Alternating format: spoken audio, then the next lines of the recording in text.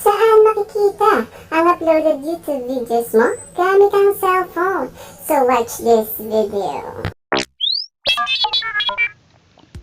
Hi guys, this is Erling TV channel. Ang topic po natin today is paano natin makikita mga uploaded videos natin sa YouTube. So, saan nga po ba ito nakalagay or naka-store?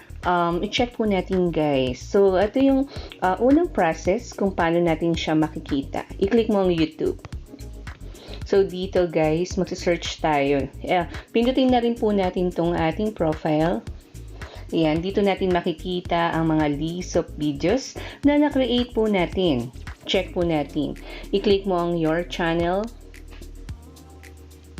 So, as you can see guys, na-proceed tayo sa aking YouTube channel. So, ang Erling TV. Nandito lahat ang mga videos na makikita mo na na-upload mo.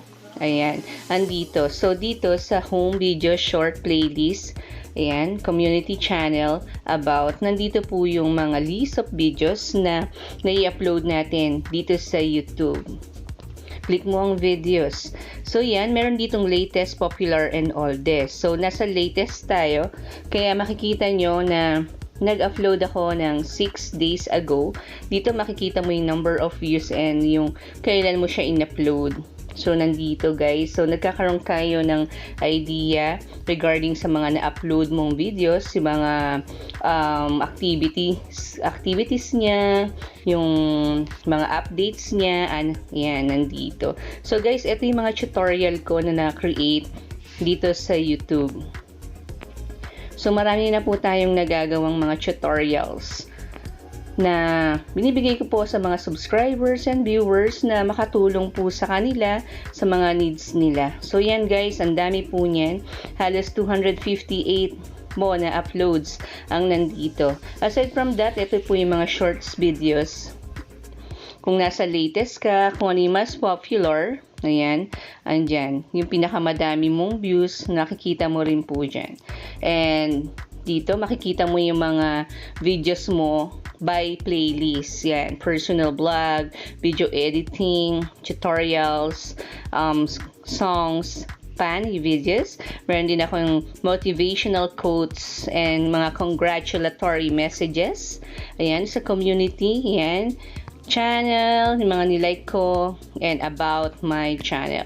So guys, ito po yung isang way paano mo makikita yung mga list of uploaded videos mo dito sa YouTube. So, back natin. Magpo-proceed naman tayo guys sa ating YT Studio.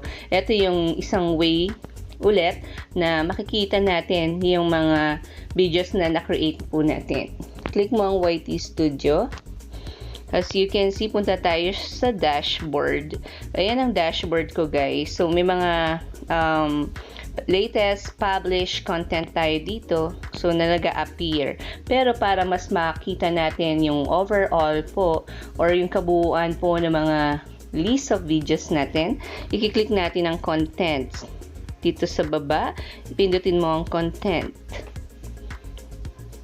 So, nandito rin tayo. Katulad nung kanina, meron din siyang videos, shorts, and meron naman ditong live and playlist. Ayan. Ito yung playlist. Ayan, yung pinakita ko kanina, yung live. And then, yung shorts and videos. So, as creator, kailangan mo magkaroon ka ng YT Studio sa cellphone mo para updated ka sa mga activities nga po ng mga uploaded videos mo, and ma-monitor mo na kung meron pa ba dapat ikaw i-improve or okay na. So, dito sa videos, meron tayong sort by. So, pwede mo siyang i-sort by most recent ba or most viewed. So, sa akin kasi nakaset siya as most recent para guided po ako kung ano yung huli kong in-upload, and visibility, kung yung mga in-upload mo po ba ay public, private, unlisted, members sa schedule or drop. So, yan. And then, dito sa views or more than or less than ba, i-enter mo lamang po yung number of views. Ayan. Monetization. Yung monetize ba yung in-upload mo or not monetize or limited. Ayan, may mga restriction. Yan, made for kids ba? Para at least maset siya na kung ano yung restriction na nilagay mo, ayun lamang po makikita mo dito sa ating content ng video ng YouTube. And then, dito sa dashboard naman, ito naman mga latest published content mo. Ayan, and mga latest comment. So, guys, ganito lamang po, no? Napakadali lang po. Basta pindutin mo lang yung content para makita mo yung mga videos mo, tutorials mo, kung ano man yung in-upload mo, makikita mo. So, meron ako ditong mga tutorials po na makakatulong po sa iba na pwede nilang gamitin. Ginagawa ko lamang po ito as my mission po na makatulong po sa iba. Sabi nga po nila, knowledge is power. So, mas maganda kahit sa simpleng way ay makatulong din po tayo sa iba. So guys, this is Erling TV.